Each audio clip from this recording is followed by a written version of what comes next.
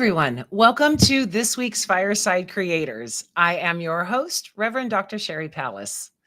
For this week's show, we are chatting with Ron Forte about compassion in the correction system. Please remember to keep all comments and questions related to the show topic, and remember that this is a safe space. Thank you for joining us and welcoming us into your rooms, houses, living rooms, something like that. If you're watching on YouTube, please hit that like and subscribe. Thank you so much for joining the conversation. I appreciate you all. Okay, let's meet our guest and get more loving. Oh, goodness. My whole thing's gone. Okay.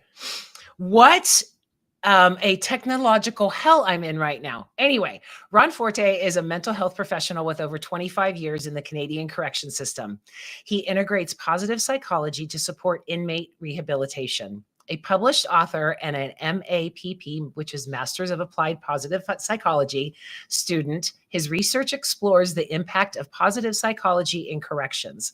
He is passionate about fostering resilience, hope, and meaningful change. Welcome, Ron. Hi, Sherry. I have to let everybody know that we are friends. You and I have known each other for years through the publishing author type thing. So I'm so glad to have you on the show. Well, thank you. I'm glad to be here. Yes, finally, right? I got your book, and to my own discredit, I bought it. It sat here and I was like, I've got to let him know I got it. I got to let him know I got it. And then months went by and I'm like, oh my God, I think this is what people do to me. So like, I get it now. So I'm so glad to talk to you about this, especially during this time where the hypocrisy is coming through in our American justice system. The 13th Amendment basically reinstituted slavery within our justice system. And then we went to paid prisons. It's a mess. And to even say to an American audience primarily that there should be compassion in the correction systems, I think would have a lot of people go, whoa, what are you talking about? They're criminals. Yeah. Yet I've seen stories about, I don't know if it's Sweden or Denmark, but one of the Slavic countries, actually their cells look like little apartments where there is dignity restored. There is everything there to make sure that their humanity isn't lost. Yeah. We Americans in our justice system don't give a fuck about their humanity once they've committed a crime. And that is one thing that just absolutely drives me crazy, because there's so many people out there who just need that ear, just need that hug. And perhaps if they had gotten it while a child, they might not be in the systems. So tell me what you're doing to make this come about. Yeah, well, what you're mentioning there, the Norwegian prison system. Norwegians. Okay, I knew it was Slavic. Yeah. It's funny because we talked about this in one of my classes, I think last week, and they have the lowest recidivism rates worldwide. Right. And they treat the inmates like human beings, right? They went there because they have problems. So let's identify those problems and fix them, but treat them like human beings, right? Right. So they go there to sleep, but if they have their job, they'll get up in the morning, go to work, come back. The corrections officers have 2 to 3 years training to intervene, Wow. And this is not new. I remember when I was studying criminology oh God, 30 years ago. Did I say that? I think I know. My mouth. But it's like they were saying the same thing, right? The Norwegian prison system, the model of the world. And why isn't the rest of the world doing the same thing? Because I think there's this stigma with inmates that they don't deserve it. They deserve to be punished. I mean, I think the Canadian system is like inching towards that, but there's still a lot of work to do. But there's a lot of programming and studies that they can do. Mental health services, but budgets, where did they cut first? Usually, unfortunately, around there, Yeah, in fact, when I was looking for the image to promote the show and everything, the picture I used is a Canadian system that they go and they get the men to talk about how they felt as they were growing up, to really get in touch with their feelings, which not only people who have committed crimes, I don't want to say criminals because that again labels them and dehumanizes them, but people who commit crimes um, are usually because they couldn't handle the emotional issues. They couldn't handle their anger. They couldn't handle things that come in. So you are actually teaching them to do so. Yeah, and it's funny because in a previous life, I worked briefly with victims groups, and there's a waiting list for victims to see a psychologist or Wow. social worker and all that. But like inmates, like right away, they're taking charge, and like we identify their factors that contributed to their crimes, and we'll send them to the appropriate programming or therapist to deal with the issues that they had to deal. And what is your recidiv? I can't say that word. The repeat offenders. What is your percentage? It's very low. Okay, but okay, statistics. So it depends how you define recidivism. But I'll give you an example. I remember a long time ago when I was giving sex offender programs, the recidivism See? rate was yeah, See? The yeah, repeat. somewhere around 2 to 4%. Oh, wow. Yeah, That's really low. I think ours is sorry, dogs. I think ours is in like the 60 to 80%, yeah, right? that's I mean, insane. it's, and I think it's because we don't have compassion. We put them into these systems. We don't teach them any life skills. We don't teach them how to be on the outside. A lot of them are in for decades. They come out, there's technology. They don't know how to cope. They don't know how to work. They won't get hired. Hopefully now, because we have a felon as a president, that those requirements are now being lifted. But I mean, to have any type of crime on your record makes it almost impossible to get a job. So there tends to be that repeat that's like, I don't know what else to do. If there was drug issues, the frustration gets back on drugs. I mean, it's just a perpetual cycle, and it starts with the dehumanization of these people and labeling them as criminals instead of humans. Yeah. Well, yeah, and if you send them in and don't treat the problems that contributed to the crimes Right. when they go out, on top of that, they probably have a whole bunch of resentment against like people in authority and all that. So it's not going to make things better, right? Right. Yeah, I had a high school friend who, when we stopped hanging out, he went the dark route, got involved with drugs and gangs, and he was in prison for many, many years. He actually found a tribe, a Native American tribe, and learned their religions and really became strong. And when he got out, he was like full force, I'm going to do this. And one little mess up, it wasn't actually little.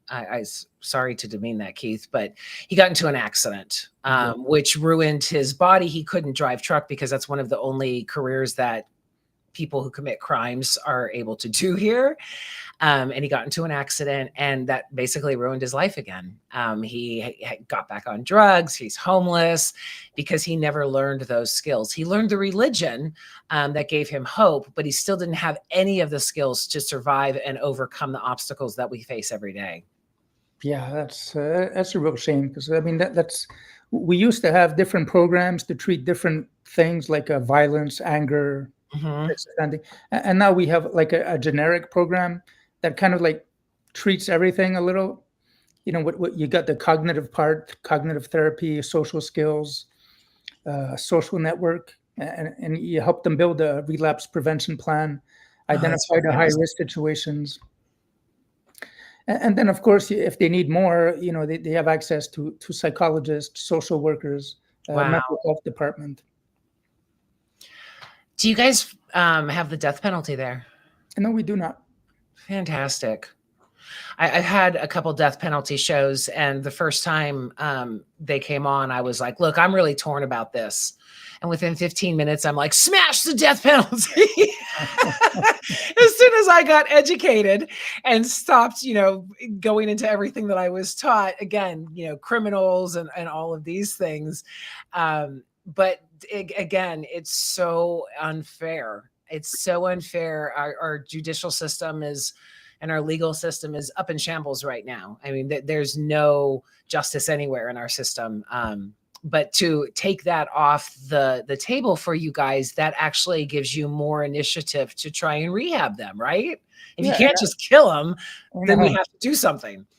Yeah, but I gotta tell you, and like, I'm just talking in Of general course. forms, but like I've seen a lot of murderers over the years, and Yeah. I've seen someone. I worked in a prevention center, like over 25 years ago. It's where people get arrested and they're waiting their trial. They're incarcerated, and I've seen guys there, and I've seen them, some of them, 25 years later, completely different person. Yeah. I remember one case in particular that when I was working that prevention, it was the most violent intervention I was involved with, and this guy threatened to kill every one of us. you know, it's the kind of thing that you kind of remember, and it Right. It's gonna contributes sticks to with you. those micro traumas that stick with you for a little while. Yeah. But I saw him like 25 years later, and this guy was like really nice and like really, how do I say, he accepted everything he did, and he realized that it was because of all the racism that he dealt with when he was young, and the abuses that he lived through. And he was the most humble person right now, and it's so Wow. great to see. Well, and I think that especially Americans forget that. I mean, I am nothing like I was. Well, I still have my mouth, obviously, but I am nothing like I was as a teenager. I'm nothing like I was in my 20s. When you grow and you mature and you realize, okay, this isn't working, you being a good person is what matters. All of those things. If I were held account for the person that I was as a teenager, I don't know that I ever would have grown beyond that. But because of the grace that, I don't know, the universe had on me, to be able to grow and to be able to mature without ending up in a system, could be a white privilege, could be a female privilege, but it's not that I didn't commit. I haven't murdered anybody, No, no, but I mean, it's yeah, not like I wasn't crime free at some points during my child. yeah, exactly, yeah. I was thinking about yesterday with us talking on this show, and I mean, I have really used my privilege with the police, and I knew it.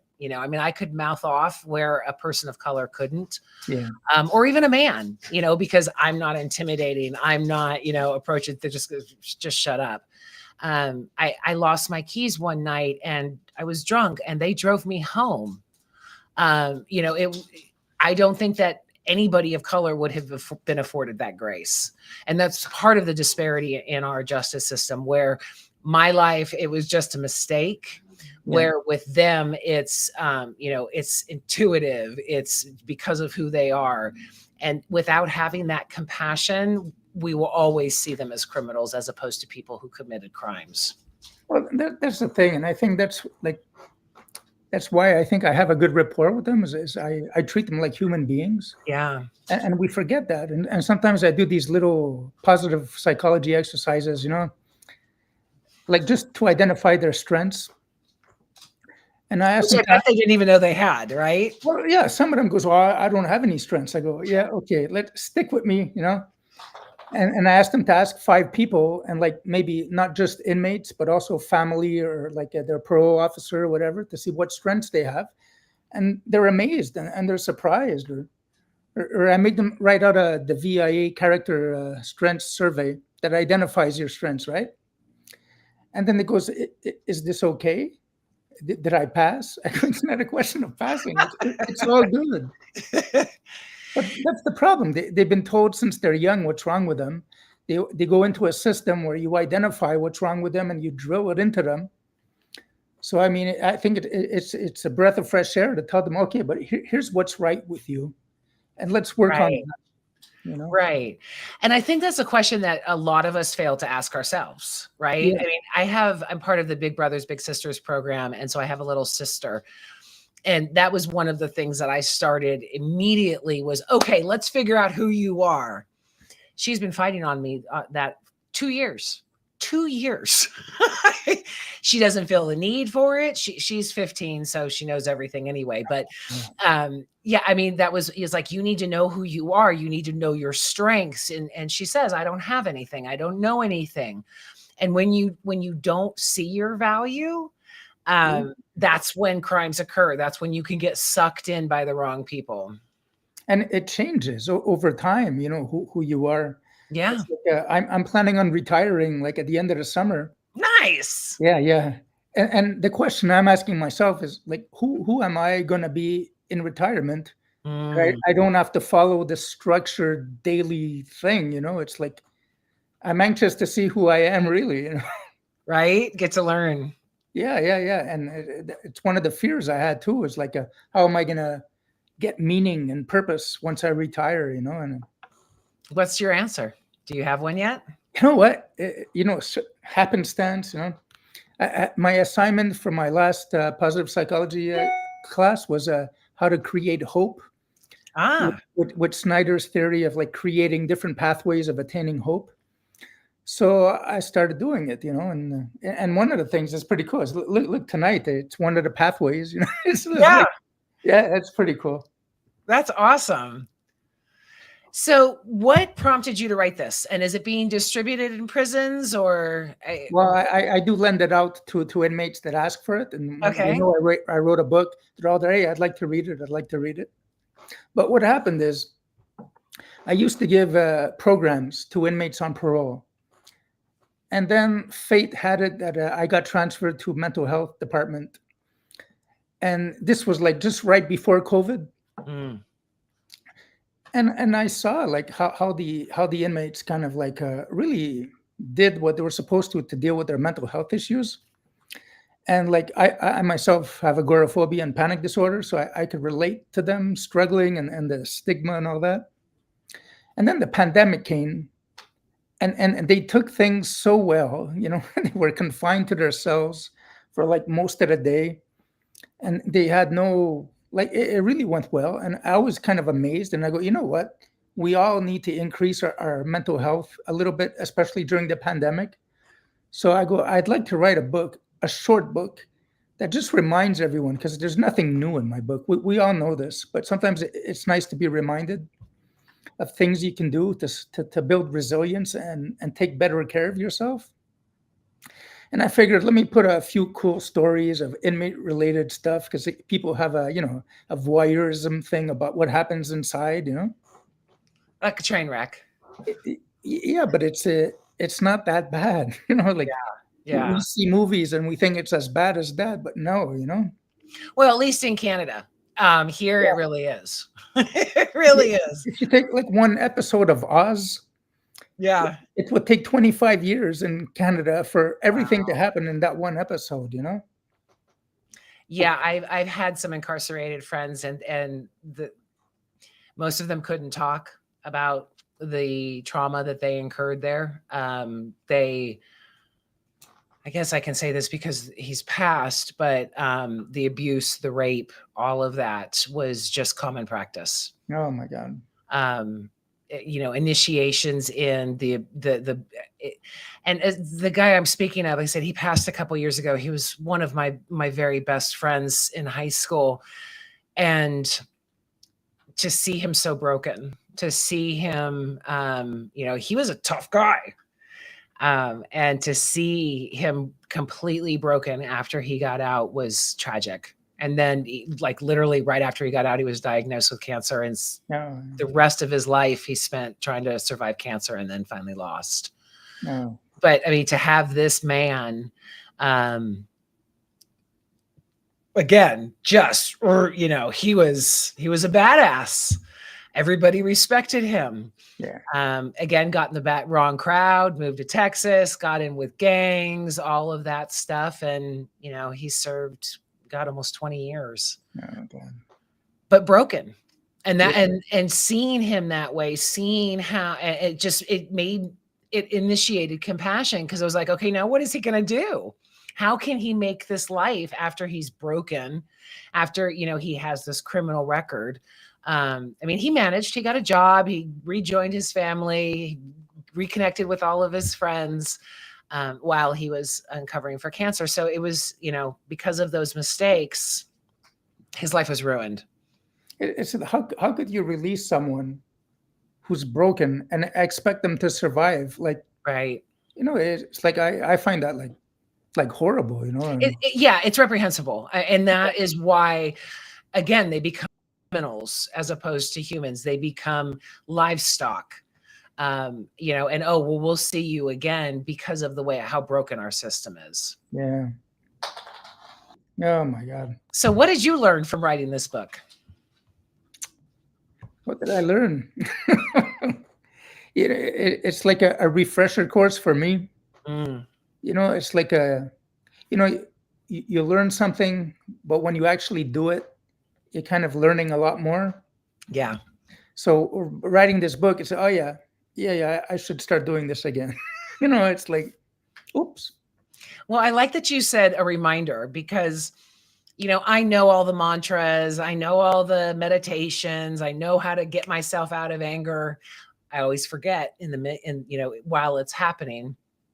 But like when during COVID and trying to get, through all of those things, I was meditating all the time. I was, releasing to the universe.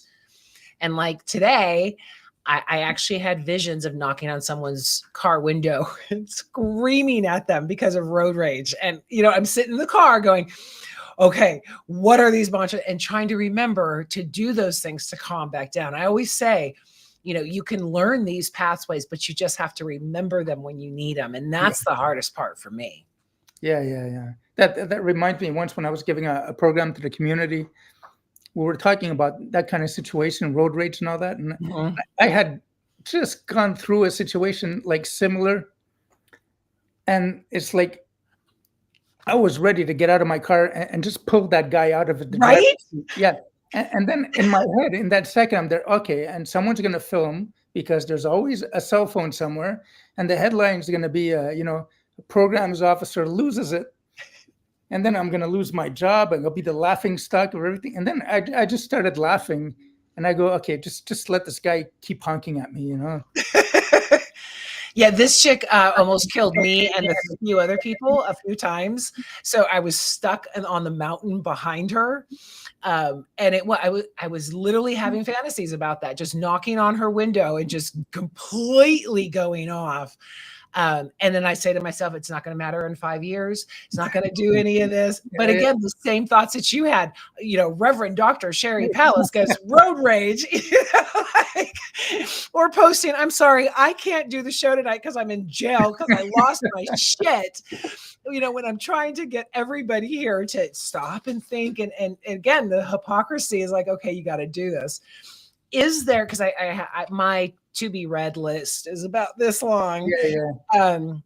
Are there tools to ignite your memory to do these things, to calm you down? I mean, I always do the breath of the 5-4-7, breathe into 5, hold for 4, Yeah. go to 7. Always forget that one too when I'm angry. But are there good triggers to try and make it remember so you don't knock on that person's car door and give them a Well, the thing is, everyone is different, right? What works for you right? might not work for me. True. And that's why in that book, it's like I name a whole bunch of different techniques, and some might appeal to some and not to others. The trick is to find what works for you. Yeah. It's like music, okay? Like people right away you think, oh, listen to Beethoven to relax. I listen to Iron Maiden to relax. Right. We're all Right. different, right? Right. Yeah, Beethoven would stress me out if I was trying to relax. It's got to be some Yeah. headbanging or some hip hop or something like that. And that's actually what I did. I was listening to the news, which is aggravating anyway, and I turned on some music and started cranking it because then I can get into it's amazing what Yeah. music does for the soul. It is. It really is. I'm still going to harbor some resentment for that woman for a day or so, but I'll get over it. You're laughing. You're already laughing about it. It's, and I'm sure a lot of people who have committed crimes, it's a state of fear, right? It's this woman's going to kill me or injure me or hurt me. And so I need to lash out, our amphibian, our, flight, fight, or freeze, all of those types of things, that innate, anger comes out. And I always say, you have to pause. And when you're angry, you don't pause. Again, It's about a loss of control. And what we yeah, try to teach them is like, how could you gain more control? And at the Right. same time, how do you make your levels a little bit more tolerant? There is a series called Yellow Jackets. Are you familiar with it? I've heard of it, but I Oh have. man, it's twisted. It is so twisted. But in the last episode I saw, one of the women who is a total psychopath, she's a total psychopath. She envisions stabbing one of her friends. And they go through the role play on the show of her just killing this girl, and then it goes back to reality, and she goes, "This isn't healthy." And I just cracked up because, again, she's a total psychopath. She's killed people. She Oh has God. eaten people. Yeah. And I was like, that's what we all need, is that sign to go, this isn't healthy. What can I do that would be more healthy?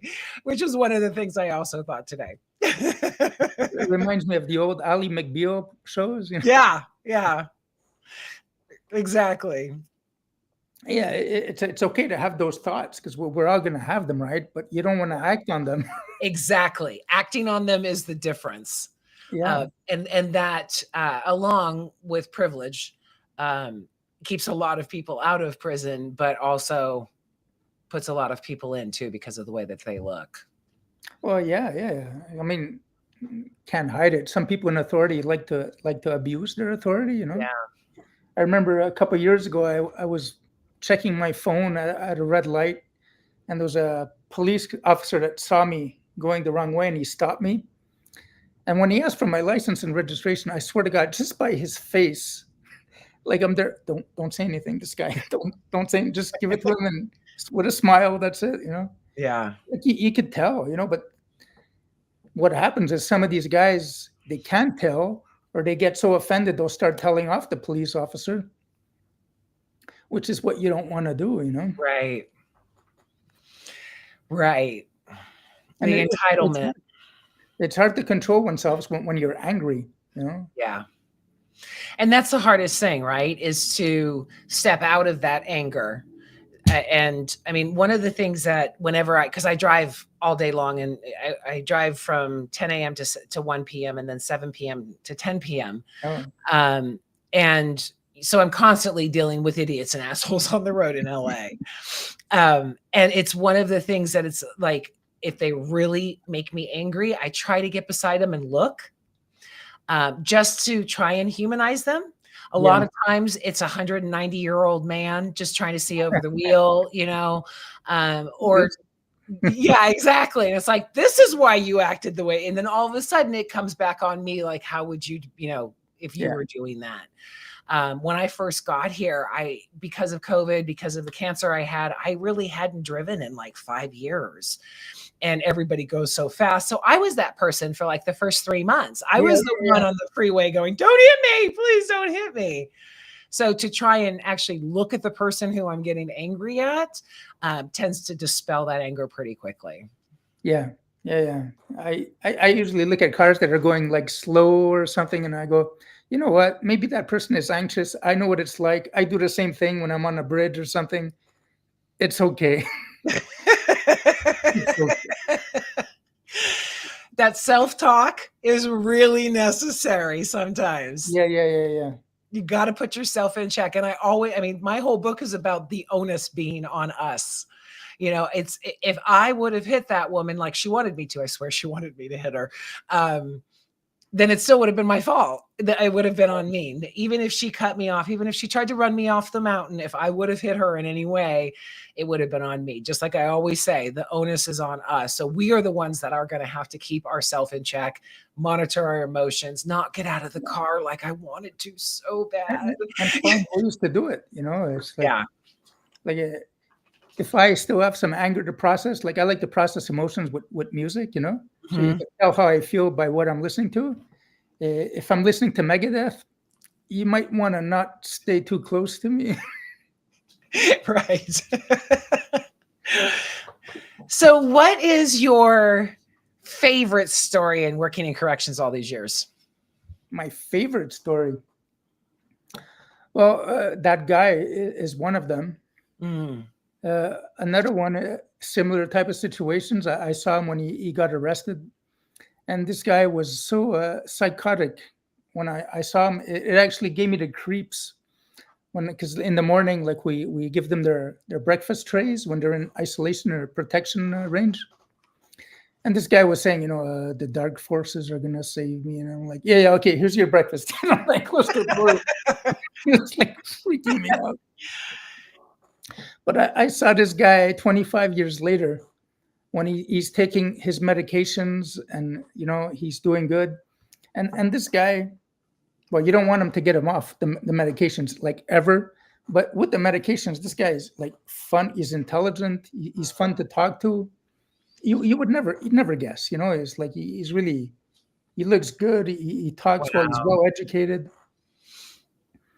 But the minute his meds go off, like you can tell. And guys like that will need a follow up for the rest of their life. Yeah. But it's so nice to see that. Okay, we make a difference. Or That is once beautiful. I was outside the building just taking a break when I worked in the community, and one guy comes up to me, goes, "Eddie, you remember me?" I go, "I don't know." He goes, "You saved me a couple of years back." I go, "Oh, how?" Wow. And then he just told me, and sometimes I say things that sound like super profound, but it's really off the top of my head, and I forget that I say it. Same. I still don't know exactly what I told the guy, but like apparently he was ready to commit suicide by getting shot by the police. Wow.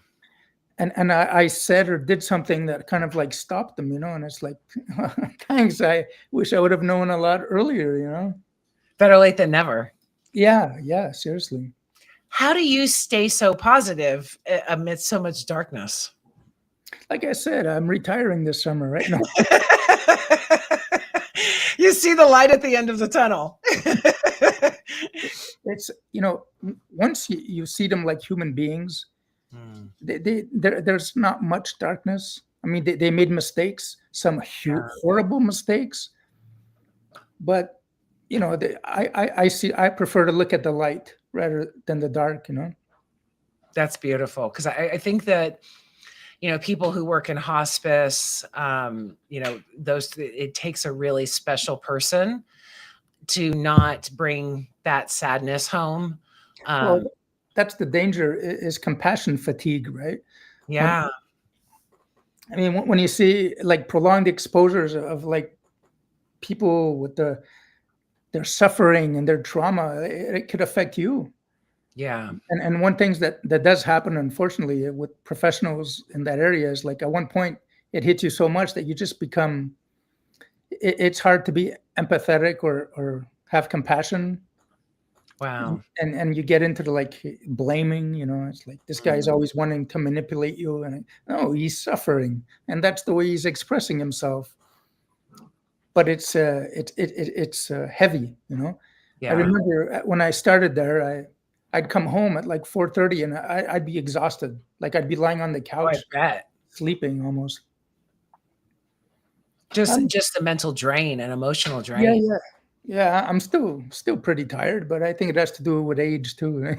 Yeah, like we were talking about before the show. Yeah, Getting old sucks. yeah. As I shift my hip.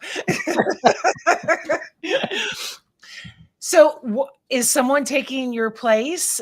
Are you training them now? What words would you give them? I've had a few interns. There's one that's going to be staying on for a few months after. And what I tell her is like just be yourself. Like a lot of people when they start in that environment, they think they have to put up a front or like stone cold and all that. I go, no, just be yourself. They'll pick up on you. They'll respect you more if you're honest with them. They'll be honest with you. Within certain, don't share too much personal information. But I mean, Right. Boundaries. but I'm the same person there than I am here, unfortunately or fortunately. I'm kind of shocked that a woman would take this place. You know, it's mostly women that work. Really? Yeah, like there's a lot of corrections officers that are women, but like the professionals, the psychologists, social workers, they're mostly women. In healthcare, I think we're in the mental health department, I think I might be the only one, except for a male nurse that's also Wow. in mental health. Wow. Parole officers are much more women than men. Parole officers. I wonder what the stats are here because I mean that again, it's such a violent situation, at least here, that I would be shocked that if women were allowed because of safety reasons.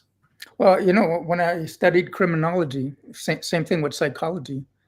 Uh, I was always in the minority because there was always not many men in the classes, you know. So I think there's more women that study that field. So Well, we're natural caregivers, so that makes sense. yeah, that's why people go into it. Yeah. Yeah, to really care.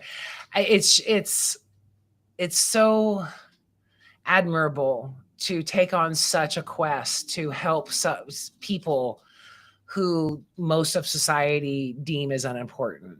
And for you guys to step up and go, no, these are still humans. They're still important. They still have value is truly angel work, I think.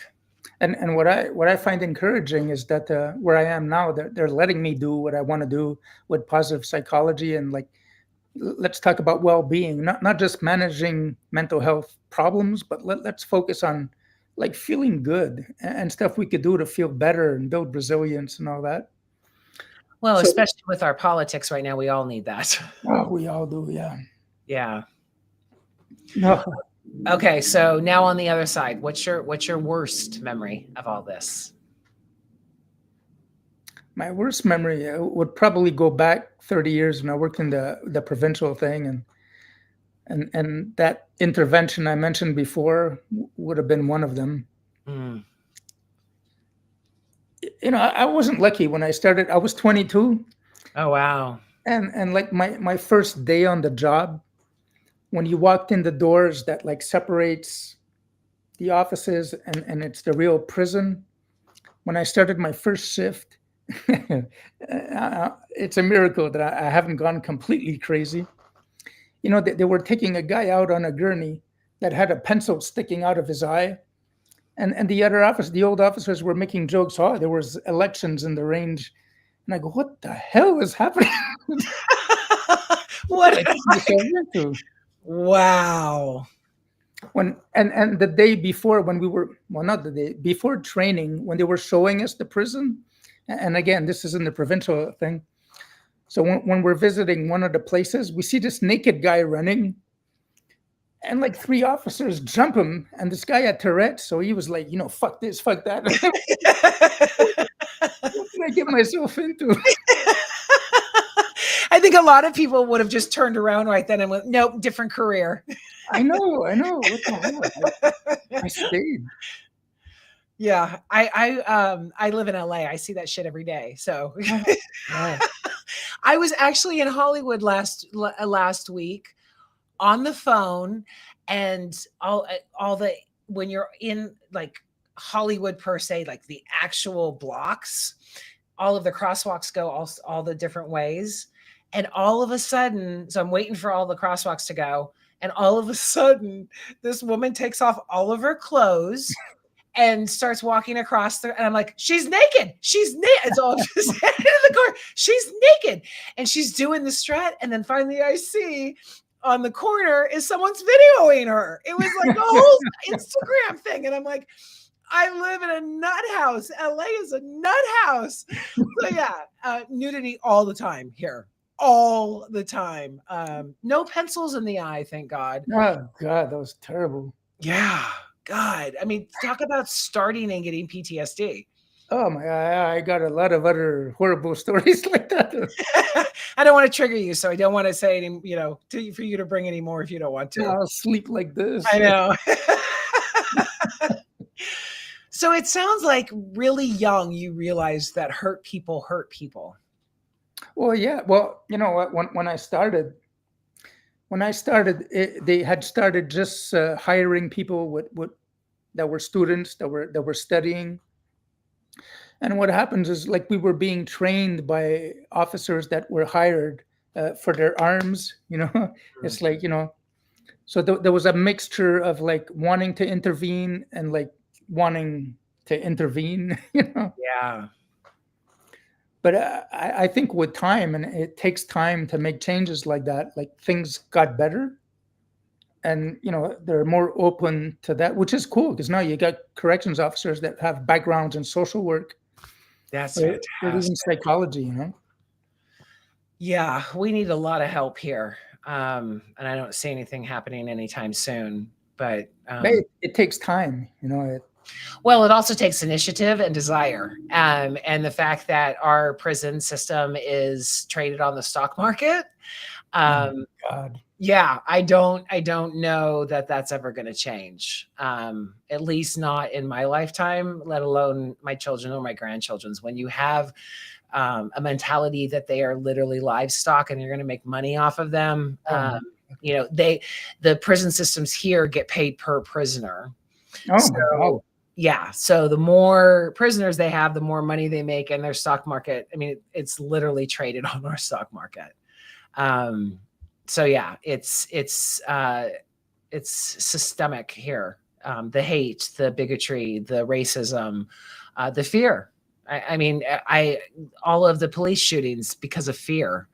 And we are. I was just talking to a very good friend of mine this morning about the fear that makes us do atrocities.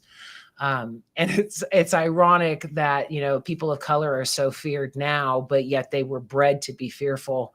Uh, Yeah. 200 years ago. So when they were slaves, they wanted this, and now it's either imprisonment for slavery. I mean, they actually get paid like 1 cent an hour, 3 cents an hour, or Yeah, something yeah, shit like that. that's kind of Yeah. insane. And so I mean, it's still slavery. It's just another version of it. Well, I mean, here too, they get like $5 a day, you know, and it's Is it another thing I have issues with is like interns that do the work of someone that gets paid like 80 to a hundred Yeah. thousand dollars a year, and they get paid nothing. I Right. mean, it's just as bad. Yeah. That's why I never became an intern. I always needed money. There were so many jobs. I was like, I want to intern for this, like in radio years ago. Yeah, yeah, So, yeah. like, oh no, I can't afford this. I can't afford to go into this career because it needs to be an intern. Unless it's an intern with Howard Stern. I mean, I would do that. Like, I would take him. Yeah. But now Howard Stern's sinking everybody else too that has talked all the shit there. So Yeah, yeah, yeah. If you could have a magic wand, Oh, boy. again, your system seems so much better than ours. But if you could have a magic wand to change anything in your system right now, what would it be? It would, to make it a lot more like the Norwegian prison Mm, system, like to take away. I mean, you can't take away punishment, even though we know punishment doesn't work. I think you have to be exposed to like there's consequences to actions that are, when you're not supposed to do something, there has to be consequences, but you don't have to be an asshole about it. right. It's like when a child misbehaves and you put him in timeout, and you explain to him why they're in timeout and how long they're going to stay because they did something. Mm, You're not going to yell at them and berate them the whole time you bring them to the room and push them in and lock the door, right? hopefully. Oh, yeah, hopefully, yeah. Yeah. I mean, and I remember the special on this system, and they were saying, well, where's the punishment? And I vividly remember someone saying the punishment is taking them out of society, away from their loved ones. What more do they need that they don't get to see their children every night? What punishment more do they need that they don't get to see their mother? All of those things that we just go, oh, well, that's just because they're criminals. No. Being locked up in and of itself without everything else being put on you, just being taken out of society and being told when to eat, when to sleep, when to, go anywhere, that in and of itself is severe punishment. It is. I mean, job loss. And if they get out, it's even harder to find a job with a criminal record. I mean, the whole thing is based on punishment. Right. Not rehabilitation, punishment. No, and it should be rehabilitation. Exactly. And I think that's what distinguishes most of the systems from that system. They really look at it as a rehabilitation. It's like there's very few people that are not that we are unable to rehabilitate. Yeah. And it seems like the whole system is built around those, that tiny fraction of the population, The lowest common denominator. Yeah. Yeah, I was in computer training for many years. My customers were like MasterCard and Pepsi. And in fact, when I met you, that's what I was doing. Okay. And even our teaching system, we're dealing with people who are engineers who have studied for years, really top professional. And yet every single class was catered to the lowest common denominator. Yeah. And it was like, okay, well, why? Well, because we have to make sure that they can keep up. And I'm like, but what about boring the engineers? What about taking to, all of these things? And so many times in humanity, it's like, well, we have to go with this. And it ends up being detrimental to everybody involved. Yeah. It's like that expression, you're only as strong as your weakest link.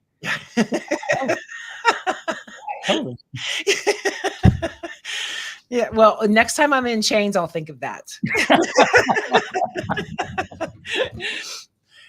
Okay, well, we are almost at the top of the hour. Do you want to share another story from the book? From the book. Or period? Well, period. Well, I'll join the two. Okay. Because I do talk about the benefits of yoga. I give a personal example and meditation and all that. But a story that will be in the other book when I finish writing it after I'm retired is when I worked in the community, there was an old man who was like so calm, like really like a Zen guy, almost like and he would do yoga and meditation, and he was known in those circles as like some kind of guru that like really good at managing his emotions.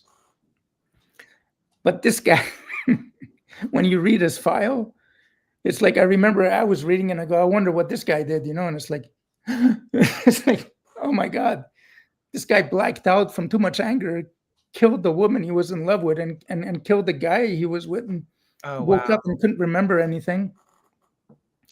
He learned how to manage his emotions. He learned inside. Yeah.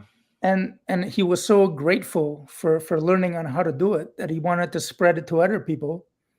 And became like a yoga master. Wow. And became like one of the favorite teachers of where he used to teach. But nobody knows his backstory. We are not our mistakes. We are. No, we're not.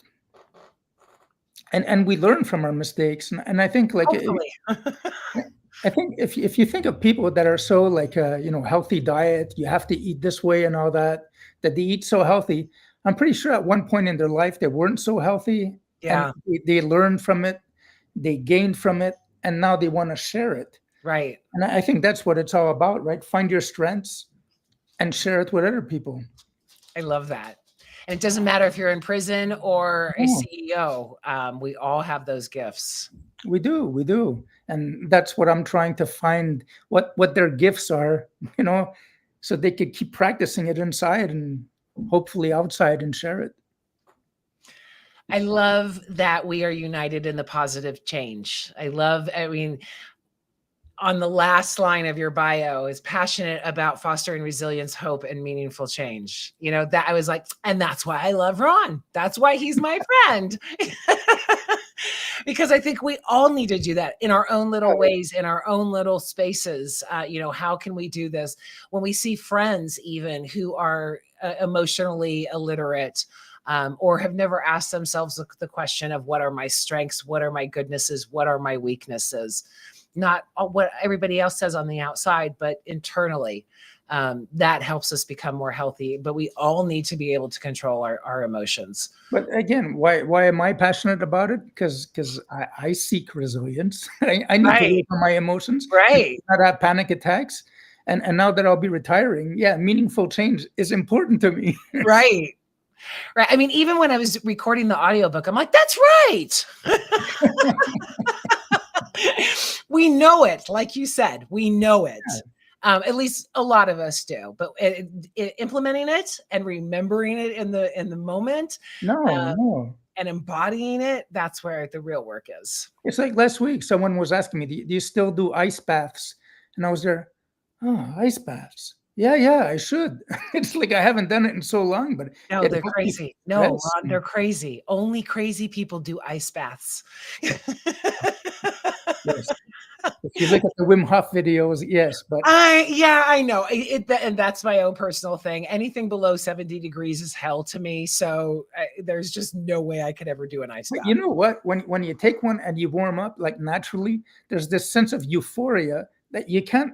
It's like almost a drug. It's like Really? amazing. You know, it's hell to me. Like I Truly. said, not everything is going to appeal to everyone, right? You got to Right. find what works Right. for you. Yeah. I mean, that's, people love snow. I go, why? Why? I hate Why? it. Why would you even want that? Um, but they do. I'm hoping to move to the equator. Okay, yeah. Not You don't want to come to Montreal? no, that's why I'm not in Canada already. Um I'm doing this. I'm multitasking. Okay, so this is your your Facebook group. Yeah. I try to share inspirational stuff or memes of like a little action you could do to attain a bit more happiness or well-being. Okay, so everybody go join Positive Changes on Facebook. It when I searched for it, it was literally the first one. Oh, nice. Yeah, you've got some good SEO going on. That's good. And then here is your book on Amazon. You can get the Kindle for only $3. Everybody, go buy the Kindle now. The paper book, $10. I love it. It's thin. It fits in my car, and I will be reading this instead of wanting to kill the woman in front of me Good going choice. forward.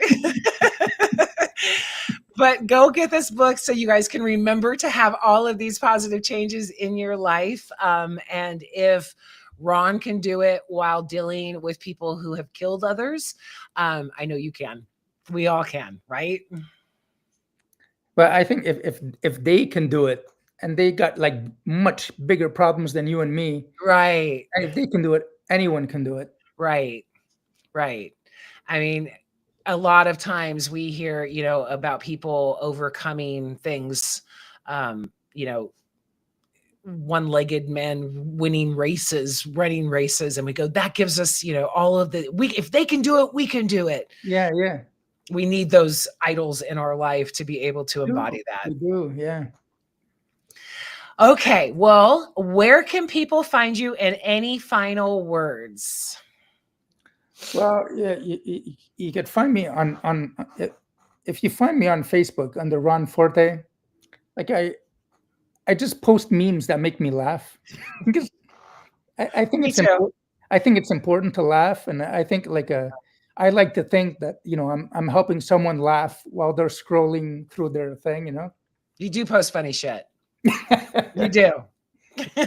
And some people think it's real sometimes, or it's like if they don't get it, that makes me laugh even more.